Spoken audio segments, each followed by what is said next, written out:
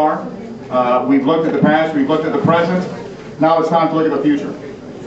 We all know what we need to do. We need to be able to rebuild that relationship, that natural relationship between the party and the Hispanic community. Now we're going to start talking about how we're going to do that.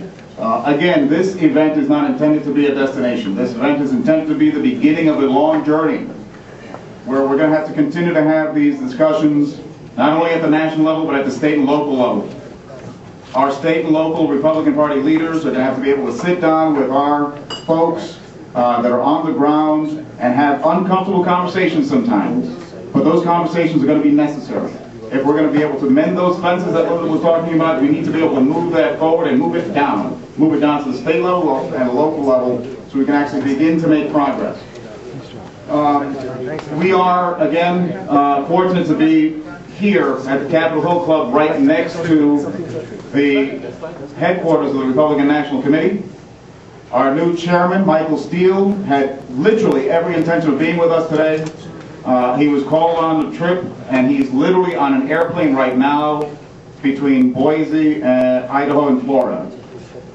So he had every intention of being able to participate, but the flight schedule got mixed up. He does send his regards. He and I have met. We have talked. We will meet again. He has every commitment from us. We have every commitment from him that we will work together for the good of the party, for the good of the community, and for the good of the nation. So I extend that sincere and honest and deep felt commitment from Chairman Steele to all of you, and he is committed. He is committed. We do have the great honor, though, and privilege of having a great panel that's going to be working with us, but we also have on the phone with us the co-chairman of the Republican Party, and that is co-chairman Jan Larimer from the great state of Wyoming. I'm going to ask that she say a few words to us right now. I'm going to bring the microphone over to the speakerphone so she can talk to us. Jan, are you there? I am here. Thank you, Danny. I want to thank you and the Republican National Hispanic Assembly, as well as the Americans for Tax Reform and the Hispanic Leadership Fund, for caring enough to organize this important discussion. I, too, would like to extend my regards for those of Chairman Steele. The chairman was planning to participate today, and he is on his way to Florida. He asked that I convey his sincerest apologies.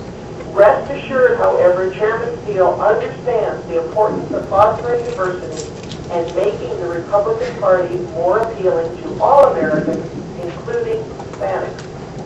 In order to make our party more successful on Election Day, Chairman Steele and I believe strongly that our party must communicate much better, beginning now.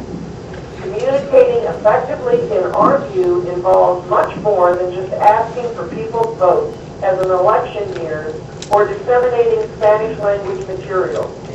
Those things are important, don't get me wrong, but they should be part of an overall strategy that helps us achieve something greater.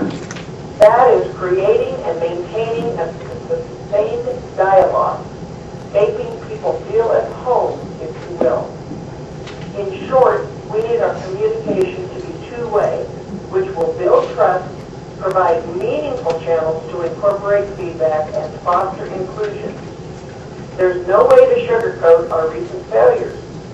Nearly a decade ago, we seemed to be on a good track. We were making progress.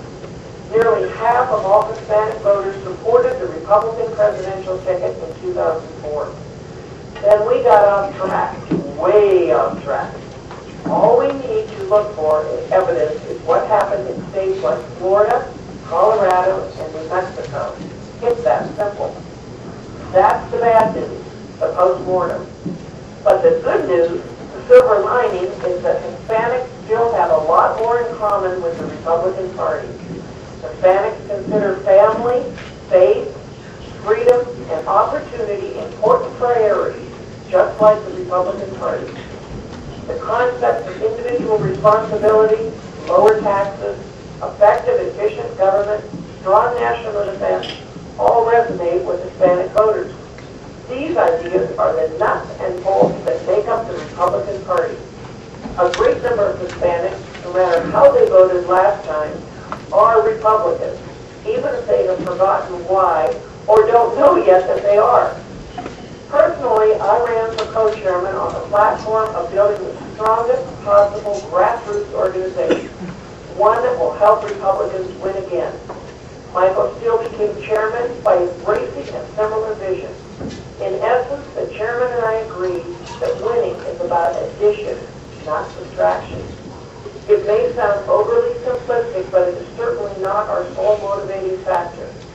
But our understanding of this basic mathematical function, addition, is one of the many reasons I can say confidently that we are getting back on the right track. We are committed to inclusion. Our party and its leadership are committed to building back the trust that was squandered, to opening a fresh and honest dialogue, and to making the Republican Party one that again welcomes anyone who believes in our basic principles. I look forward to working with Chairman Steele and all of you to make this happen. Thanks for welcoming today and for your continued commitment to our party. And thanks again, Danny, for putting this together. Thank you, Jan. Ladies and gentlemen, co-chairman of the Republican Party, Jan Larimer.